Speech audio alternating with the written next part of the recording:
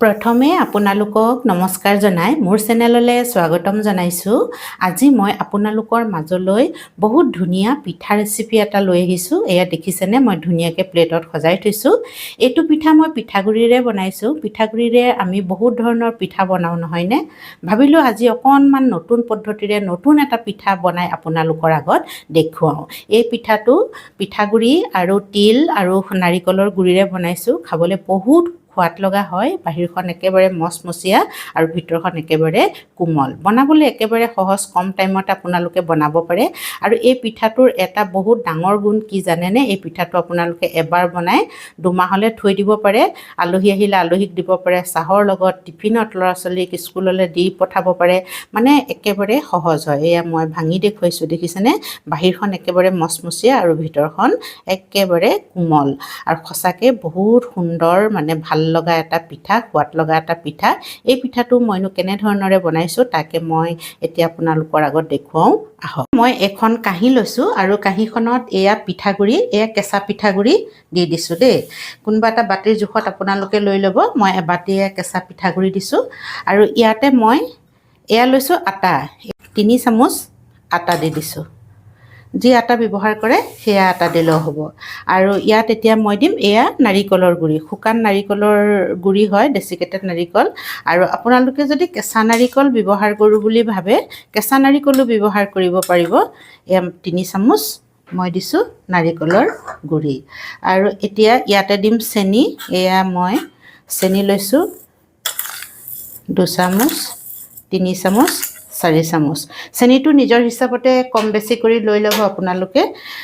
কমো কৰিব পাৰে, বেছিও কৰিব পাৰে। 4 চামুচ দিলে মানে ঠিক হ'ব বুলি মই ভাবিছোঁ। আৰু এয়া লৈছোঁ বগা তিল। তিল আমাৰ স্বাস্থ্যৰ কাৰণে বহুত উপযোগী, সেইকাৰণে 3 চামুচ মই তিল দিছোঁ। আৰু এতিয়া ইয়াতে অকণমান মই এয়া নিমখ লৈছোঁ, নিমখ মিলাই দিছোঁ। অকণমান নিমখ মিলাই দিলে খাবলৈ ভাল লাগে। আৰু দিম ইয়াতে মই কেঁচা চফ। এয়া কেঁচা চফ দিছোঁ মই আধা চামুচ দি দিছোঁ।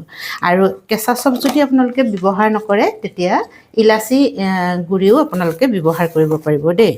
আৰু ইয়াতে অকণমান মই এয়া লৈছোঁ বেকিং চ'ডা, বেকিং পাউডাৰ নহয়, একদম অকণমান, দেখিছেনে? অকণমান বেকিং চ'ডা মিলাই দিছোঁ। এতিয়া ইয়াতে আৰু এটা বস্তু মিলাই দিম, সেয়া হৈছে শুকান পাউডাৰ গাখীৰ। শুকান পাউডাৰ গাখীৰ মই এয়া 2 চামুচ মিলাই দিছোঁ। এয়া বহুত বেছি দিব নালাগে, বস্তুবোৰ কম কমেই দিছোঁ। আৰু আপোনালোকে দেখিছে এইখন চামুচেৰে মই 3 চামুচ 3 চামুচকৈ বস্তু দি দিছোঁ। আৰু এতিয়া গোটেই বস্তুখিনি এবাৰ প্ৰথমতে মই মিলাই ল'ম, শুকান বস্তুখিনি দেই। প্ৰথমতে কাঁহীখন সৰুৱে হ'ব নেকি, গম পোৱা নাই কিন্তু দেই। আৰু কেঁচা চফ, ইলাচি গুড়িতকৈ কেঁচা চফ দিলেহে পিঠাত খাবলৈ ভাল লাগে। পিঠাগুড়িৰে কিবা বস্তু বনালে মই কেঁচা চফেই দিওঁ, বহুত ভাল লাগে তেতিয়া। সেয়া দেখিছেনে, ধুনীয়াকৈ মই প্ৰথমতে মিলাই দিছোঁ। এয়া হৈ গৈছে। আৰু এতিয়া ইয়াতে মই দিম ঘি এচামুচ। ঘিৰ সলনি আপোনালোকে ৰিফাইন তেলো ব্যৱহাৰ কৰিব পাৰে।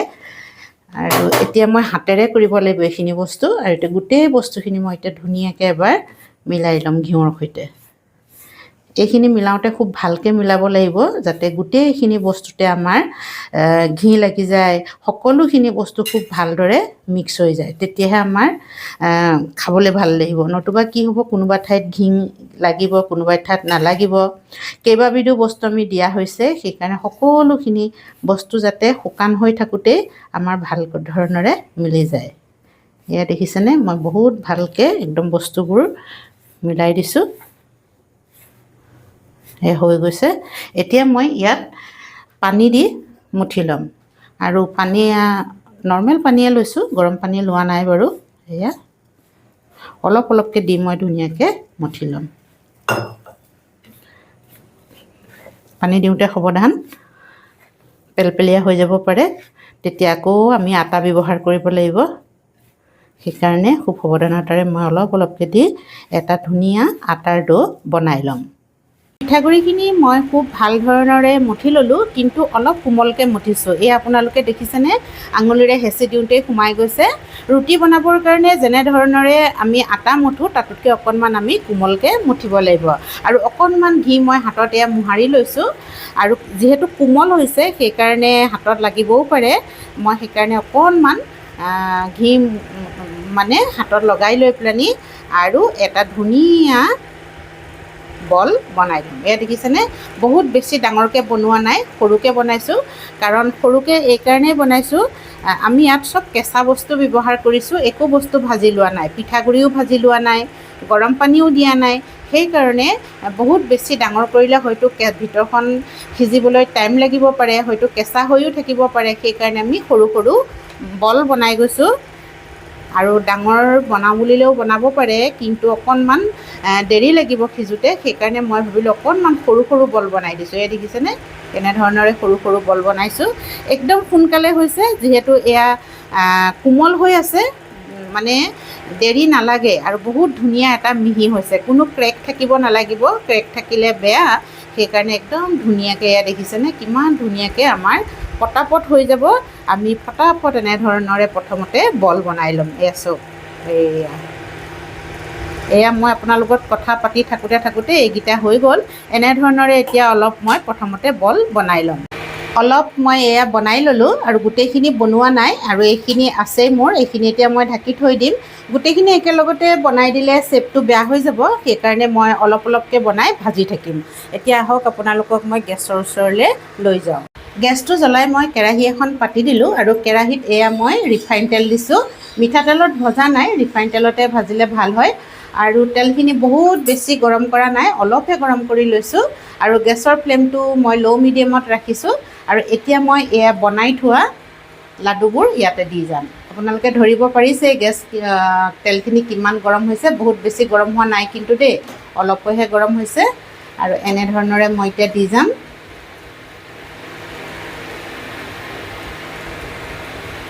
তেল অকণমান সৰহকৈ ল'লে কেইবাটাও এনেধৰণৰ বল দি দিব পাৰি। গোটেইখিনি মই দি দিলোঁ, বহুত বেছিকৈও দিয়া নাই, কমকৈও দিয়া নাই, যিমানখিনি আহে দিছোঁ। আৰু অকণমান ফুলিবও সেইকাৰণে। আৰু এতিয়া অকণমান দেৰি মই হাত নলগাওঁ, যিহেতু একেবাৰে কোমল হৈ আছে, ভাগি যাব পাৰে। আৰু গেছৰ ফ্লেমটো মই কৈছোঁৱেই ল' মিডিয়ামত ৰাখিছোঁ। 1 মিনিটমান এনেদৰে থাকিবলৈ দিম, তাৰপিছত মই ইলুটি সিলুটি কৰি দিম। চামুচ এখনেৰে মই লাহে লাহে লৰাই দিছোঁ, হয়তো লাগি যাবও পাৰে। এয়া দেখিছেনে, আমাৰ ধুনীয়াকৈ একদম লগা নাই বাৰু দেই, মই ভাবিছিলোঁ লাগি যাব নেকি। এয়া চাওকচোন, এতিয়া এনেধৰণৰে মই কি কৰিম, লৰাই দিছোঁ যাতে আটাইবোৰ ছাইড ধুনীয়াকৈ সিজি যায়। এয়া চাওক, পিঠাকেইটা বহুত ধুনীয়াকৈ ভাজি খাই গৈছে। ভিতৰখন মানে একদম কোমল হ'ব, ফচফচীয়া হ'ব। এয়া চাওক, এনেধৰণৰে মই ৰঙচুৱা কৰি ভাজি ল'ম। পিঠাবোৰ কিমান ধুনীয়াকৈ ফুলি গ'ল, আৰু লগতে ফাট মেলি গৈছে, আৰু কালাৰো বহুত ধুনীয়া হৈ আহিছে। মই কেনেধৰণৰে লৰাই আছোঁ আপোনালোকে এবাৰ ভালকৈ চাওক। এনেধৰণৰে লৰাই থাকিব লাগিব, তেতিয়াহে চাৰিওপিনে ধুনীয়াকৈ একদম ৰঙচুৱা হ'ব। নতুবা কি হ'ব, এটা ছাইড ৰঙচুৱা হ'ব, এটা ছাইড নহ'ব। এনেধৰণে যদি আমি ধুনীয়াকৈ লৰাই থাকোঁ, একদম আটাইকেইটা ছাইড মানে চাৰিওপিনে একদম ধুনীয়াকৈ ৰঙচুৱা হৈ যাব। এয়া দেখিছেনে। আৰু আপোনালোকে ইয়াতকৈ অকণমান ৰঙচুৱাকৈও ভাজিব পাৰে। মোৰ হৈ গৈছে, আৰু মই ইয়াতকৈ ৰঙচুৱা নকৰোঁ। এতিয়া মই তেলৰ পৰা পিঠাখিনি উঠাই ল'ম। এয়া দেখিছেনে, কি যে ধুনীয়া হৈছে, আৰু একদম ফাট মেলি গৈছে। আপোনালোকে দেখিছেনে, এয়া হৈ গ'ল মোৰ। আৰু মই কৈছোঁৱেই গেছৰ ফ্লেমটো মই ল' মিডিয়ামত ৰাখিছোঁ, হাই কৰিব নালাগে। এয়া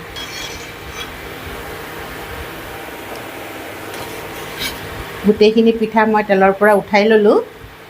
বাকী থকা লাড়ুখিনিও মই ইয়াতে দি দিছোঁ, আৰু এইখিনিও মই প্ৰথমতে যেনেধৰণৰে ভাজিছিলোঁ ঠিক সেই ধৰণৰে ভাজি ল'ম। আৰু গোটেইখিনি ভজা হোৱাৰ পিছত আপোনালোকক মই ধুনীয়াকৈ প্লেটত ওলোৱাই দেখুৱাম। পিঠাখিনি মোৰ বনাই হৈ গ'ল। মই আপোনালোকক দেখুৱাবৰ কাৰণে ধুনীয়াকৈ কাঁহী এখনত সজাই থৈছোঁ আৰু দেখিছেনে কিমান ধুনীয়া হৈছে আমাৰ গোল গোল পিঠাটো। খাবলৈ বহুত সোৱাদ লগা হয় আৰু দেখিবলৈও ধুনীয়া লাগিছে। অতি সহজেই আমি পাকঘৰত থকা বস্তুৰে এই পিঠাটো এবাৰ বনাই দুমাহলৈ ডব্বাত ভৰাই থৈ দিব পাৰোঁ আৰু খাই থাকিব পাৰোঁ। আপোনালোকে যদি এনেধৰণৰে পিঠাটো বনোৱা নাই এবাৰ বনাই চাব পাৰিব। সঁচাকৈ খাবলৈ বহুত সোৱাদ লগা হয় আৰু ভিডিঅ'টো চাই যদি ভাল পালে লাইক কৰিব, শ্বেয়াৰ কৰিব আৰু কমেণ্টছ কৰিব। যিসকলে মোৰ চেনেলটো ছাবস্ক্ৰাইব কৰা নাই তেওঁলোককো অনুৰোধ কৰিছোঁ যাতে মোৰ চেনেলটো ছাবস্ক্ৰাইব কৰি লয় আৰু কাষতে থকা বেল আইকনটো দবাই দিয়ে। শেষৰলৈকে ভিডিঅ'টো চোৱাৰ কাৰণে আপোনালোকক মই হৃদয়ৰে বহুত বহুত ধন্যবাদ জ্ঞাপন কৰিছোঁ। আজিৰ ভিডিঅ'টো মই ইমানতে সামৰিছোঁ। ধন্যবাদ।